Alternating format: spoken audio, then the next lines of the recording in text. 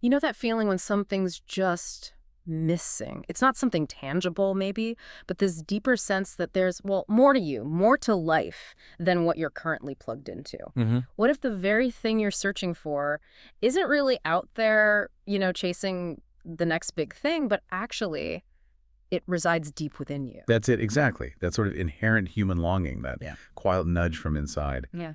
That's precisely the territory we're venturing into today. Okay. We're about to take a deep dive into a truly remarkable and, frankly, timeless work, Interior Castle by Teresa of Avila. Teresa of Avila. Yeah, Yeah. what an incredible figure. A 16th century mystic, sure, but also this major force for reform and someone whose insights are still considered foundational, really, within the church. Absolutely. But she wasn't just like floating off in contemplation all the time, was she? She had to navigate a really complex world. I mean, dealing with things like the Spanish Inquisition, Mm. serious health problems. It's just fascinating how she balanced that intense inner life with being so actively engaged, in the world around her. It really is. And it adds another layer, I think, to the impact of Interior Castle. You Yeah. remember she wrote it later in her life. And with this profound sense of humility, too. Humility, yeah. Oh, definitely. She genuinely felt that any wisdom in it wasn't really hers, but more like a gift coming through her. That humility, it just shines through and makes the journey she describes feel even more authentic, more compelling. Which brings us to the core of the book, right? Yeah. This incredibly powerful image she creates. She pictures the soul as a crystal castle. Yeah. Luminous, multifaceted. Exactly. With all these layers of rooms, or mansions as she calls them. And right at the very heart, the center of this amazing structure, that's where God dwells. It paints such a vivid picture of a journey inward, doesn't it? It really does. And the key is the castle isn't some external fortress we need to conquer. It's our own inner being. Our own being. So our mission with you today is to explore these, let's call them metaphorical mansions, understand the key stages Teresa lays out in this inner pilgrimage, and maybe most importantly, figure out how these, centuries-old insights can still speak to us, offer some guidance in our lives right now. Okay, so we've got this beautiful, intricate castle inside us. But where do we even begin? I mean, how do you start exploring something like that? Sounds like a pretty big undertaking. Well, Teresa actually starts by pointing to a really fundamental shift in perspective, a key realization. She says, the journey home begins when we realize that we are lost. When we realize that we are lost, let that sink in for a second. Yeah. How often do we just move through our days with this subtle sense of unease, maybe? A feeling of being disconnected from our deepest selves or from a sense of real purpose? It feels almost like a constant hum sometimes, doesn't it? Just under the surface of all the busyness, we're so focused on the external, the deadlines, social media, just keeping up. Right, We rarely pause to actually check in with what's going on inside. right. Precisely. And Teresa uses this really striking comparison here. She says, look, it would be foolish to be ignorant of our earthly origins, like who our parents are, where we come from. Okay, makes sense. But, she argues, it's an incomparably greater ignorance if we stay unaware of the inherent goodness within our own souls, and crucially, of that divine presence right at our core. Wow. So not knowing ourselves is worse than not knowing our family history, in a way. In a spiritual sense, yes, this awakening to our inner potential and the fact that the sacred actually dwells within us, that's the initial spark. That's what she describes as God's gentle but so powerful call that sort of softly urges us, nudges us to turn our attention inward. Okay, so we recognize this feeling maybe of being adrift, this kind of magnetic pull towards something deeper, more profound. How do we actually find the entrance then? The doorway into this inner castle Teresa describes. Teresa's pretty direct about this part. She states, as far as I can understand, the door of entry into this castle is prayer and meditation. Prayer and meditation, the door. Yep. It's a deliberate act, a conscious shift in our focus. Think about how much time and energy we pour into engaging with the external world, right? All the time. This inward journey just requires a conscious redirection of that same attention. It's Yeah. about carving out that space, that essential space, to connect with the inner realm where, as she puts it so beautifully, the Lord resides. Prayer and meditation is the entry point. Yeah, that makes a lot of intuitive sense. Now, once we step through that door, what does the actual journey through this crystal castle look like? Is it like wandering through corridors? Aha. Well, she maps out this fascinating progression through these different mansions, right? And each one represents a different stage in our spiritual growth or inner development. Okay. She begins with the outer mansions. And she characterizes these as being marked by, well, imperfection, by sin. And she uses this really vivid imagery, venomous creatures. Venomous creatures like snakes and scorpions in the soul. Metaphorically, yeah.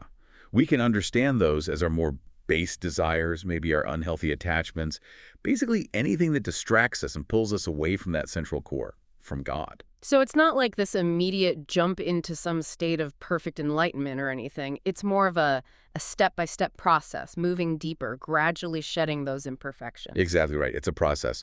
And the ultimate destination, the seventh mansion, that's the culmination of this whole profound journey. It's described as a state of purity, of worthiness, and this deep transformative merging with what she calls the beloved, her term for God. Merging with the beloved. Yeah, and she uses these really evocative images to try and capture it. Things like two lighted candles joining and become one, or the falling rain becomes merged in the river. It's about a complete, intimate union. Wow, that sounds incredibly profound, an almost unimaginable state of being. Yeah. But what are the key drivers then, the essential things that help us move through these different mansions? What actually fuels this inner transformation? Teresa emphasizes several crucial aspects. The absolute foundation, the bedrock of the whole journey, is humility. Humility. A genuine recognition of our dependence on something greater than ourselves, and just an honest acknowledgement of our own limitations. That's step one. Right. Then the driving force, the engine of this inner movement, is longing, this deep, persistent desire for connection with the divine. You have to actually want it. You have to want it, yeah. And the natural result, as we get closer to the center, is an ever-increasing love, not just for God, but a love that also naturally extends outward to others. Ah, interesting. So love grows as you go deeper. Definitely. And the ultimate achievement, as we mentioned, is that beautiful merging, that union with the beloved. Humility, longing, love, union. You mentioned earlier that Teresa was a real advocate for balance, which I find really insightful, especially given how intense this sounds. How does that balance play out as we navigate this inner landscape? It's such a critical point. You're right. Teresa believed that self-forgetfulness and self-knowledge aren't opposites fighting each other. They're more like essential companions. They need to coexist within our contemplation of God. Okay, how does that work? Self-forgetfulness and self-knowledge. Well, she specifically warns against getting so absorbed in our own self-awareness that we just fixate on our shortcomings, our flaws, what she calls our miseries. Right, getting stuck in navel-gazing. Exactly. She argues that dwelling excessively on those things can actually do us a great disservice. It can really hinder our progress on the path. So it's not about constantly beating ourselves up or getting trapped in this cycle of self-criticism. Precisely. While acknowledging our imperfections is definitely an important part of humility, she even suggests we should come back to our own baseness after contemplating God's greatness, just to grasp the contrast. Okay. The goal isn't to get stuck there, wallowing in negativity. We also need, as she puts it, to soar aloft in meditation upon the greatness and the majesty of its God. So it's a dynamic thing, like looking down, then looking up. Kind of, yeah. It's this interplay. Holding our weaknesses honestly, but seeing them in the light of a greater perfection and not letting them define us or paralyze us. She even encourages us to leave our reason and our fears in His hands, to actively try and let go of the worries that so often eat us up. That's a really helpful distinction. Grounded in reality, but not dragged down by it. Mm. Now, practically speaking, when we're trying to cultivate that inner stillness for prayer or meditation, those pesky distractions, they're pretty much guaranteed to show up, right? The mental chatter. Oh, absolutely guaranteed. How does Teresa address that? Because that can be really discouraging. She addresses it with a remarkable degree of understanding and practicality, I think. She wisely says, do not imagine that the important thing is never to be thinking of anything else. Oh. Yeah. And that if your mind becomes slightly distracted, all is lost. She gets it. She has a very realistic grasp of how active the human mind is. That's reassuring. It is. And what's particularly interesting is her perspective that even if our thoughts are kind of wandering around in the outskirts of the castle, as she might say, our soul, our deeper self, can still maintain a connection, a union with God in those inner mansions. Really? Even with the distractions? Yes. Yeah. And even the very act of gently, struggling against those distractions, as long as it doesn't lead to frustration and just giving up entirely. Yeah. That struggle itself can actually bring spiritual benefits, some merit. So it's the intention, the consistent effort, the perseverance, that's what truly matters. Even if our minds aren't perfectly silent movie screen. Right. Exactly. It's about not letting the inevitable mental noise completely derail our overall commitment to that inward connection. Don't give up just because your mind wanders. Gently bring it back. Okay, that takes some pressure off. Yeah. Now, one of the things in Teresa's writing that has always really resonated with me is her constant emphasis on love. And not just this sort of abstract idea of loving God, but also the very real, tangible love we show to our neighbor, to other people. How do those two connect in her view? For Teresa, they are absolutely inextricably linked. You can't really have one without the other, not in a mature way. She states it very clearly. The Lord asks only two things of us, love for his majesty and love for our neighbor.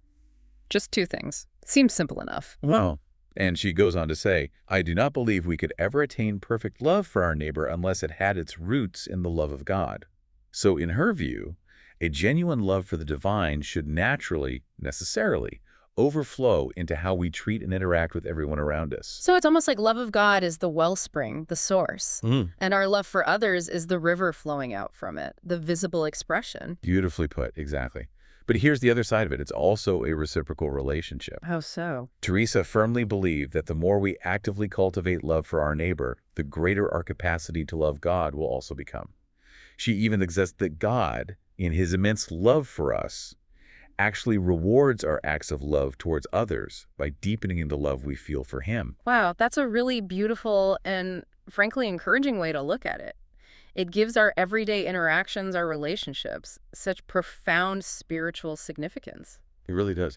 And she offers a rather pointed critique sometimes about how easily we can excuse our own shortcomings while being really quick to judge and uncharitable towards others. Ouch, yeah, that hits home. She highlights that inconsistency, Yeah. being lenient with ourselves but holding everyone else to this much stricter standard. It's a call for consistency in love. Definitely something that prompts some serious self-reflection there.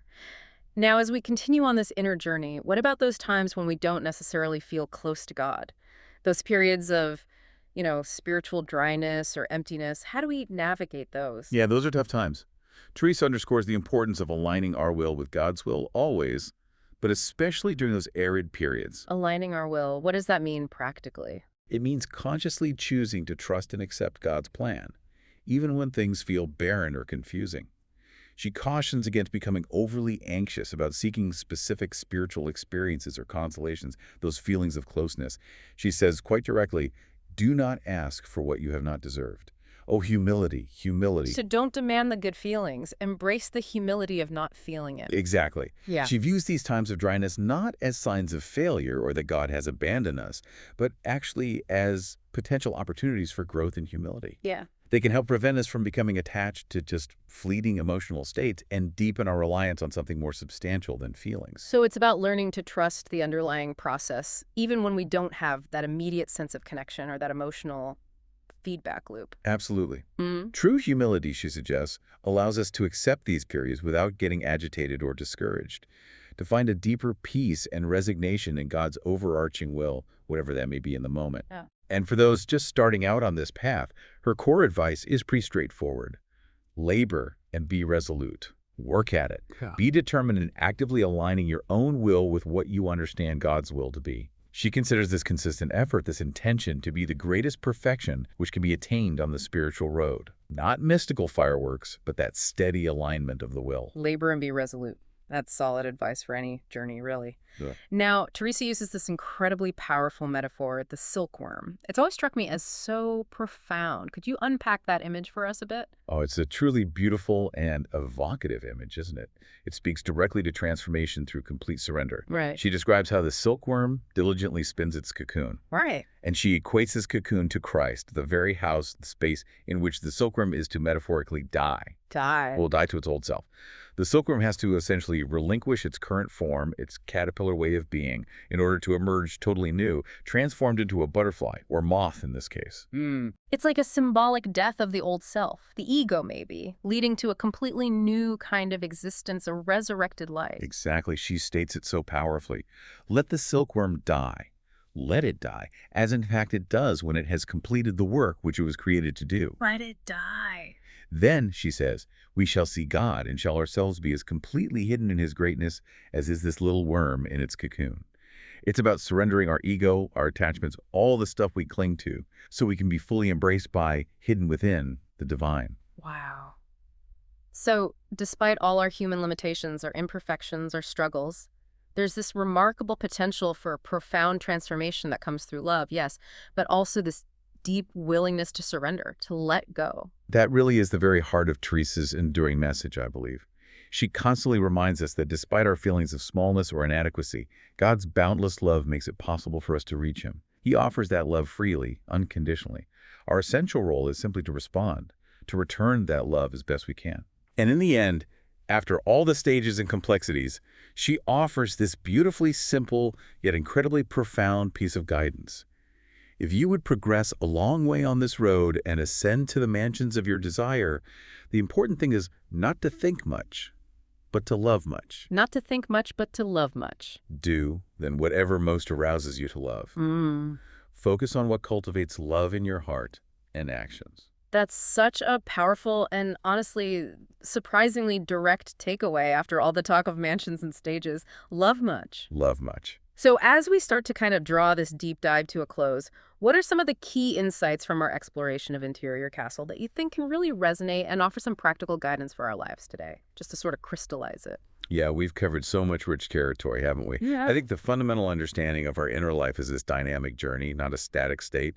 The absolutely crucial role of prayer and meditation as our primary way in. The idea of gradual, progressive growth through distinct stages. It's okay not to be in the seventh mansion right away. Right, permission to be where you are. Exactly. Then there's the vital importance of cultivating that balance between honest self-awareness and contemplating God, avoiding getting stuck in either extreme. The deep interconnectedness of our love for God and our love for our neighbors, they feed each other. The foundational virtue of humility, seeing ourselves clearly, and of course that transformative power that comes through a willingness to surrender, like the silkworm, to a greater love. It really does feel like Teresa has given us this timeless roadmap, doesn't it, for this essential inner exploration.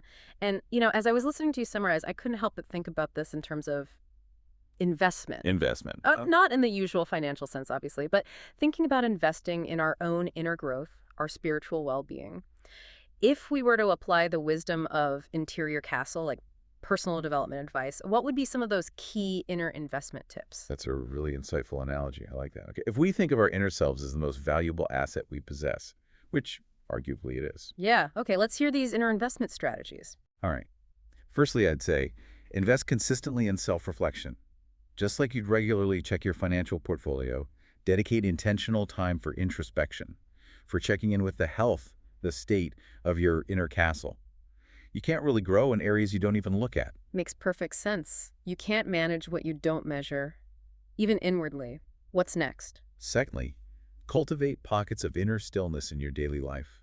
Practice those moments of quiet contemplation, prayer, meditation, whatever works for you, even amidst a crazy busy schedule. See these as your essential door of entry.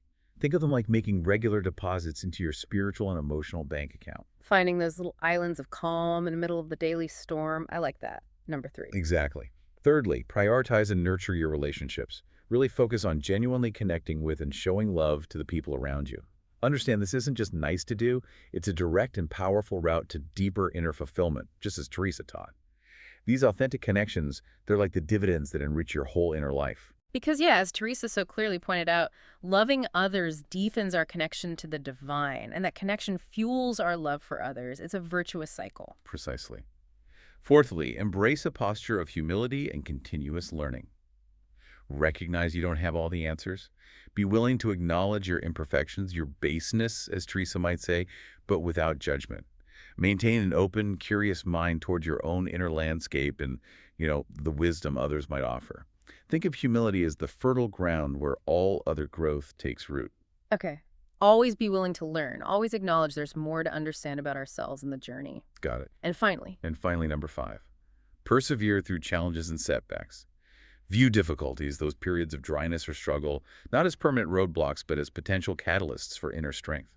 Learn to trust the ongoing process of your inner transformation, even when it's hard. Challenges, maybe like market fluctuations in your analogy, don't have to derail your long-term inner growth if you stay committed to the journey. Those are such insightful and, yeah, really practical ways to translate Teresa's profound wisdom into actionable steps for our lives today, investing in ourselves inwardly. Hmm. So, as we finally wrap up this deep dive, I'm kind of left pondering this thought. How might intentionally shifting even just a small portion of our focus inward, how might that fundamentally alter the way we navigate the external world? And could it ultimately lead us to discover that incredible treasure that Teresa promises is waiting within our own interior castle? What might you uncover if you truly committed to beginning or perhaps deepening that inward journey today? It's certainly a powerful question to carry with A us. very powerful question indeed.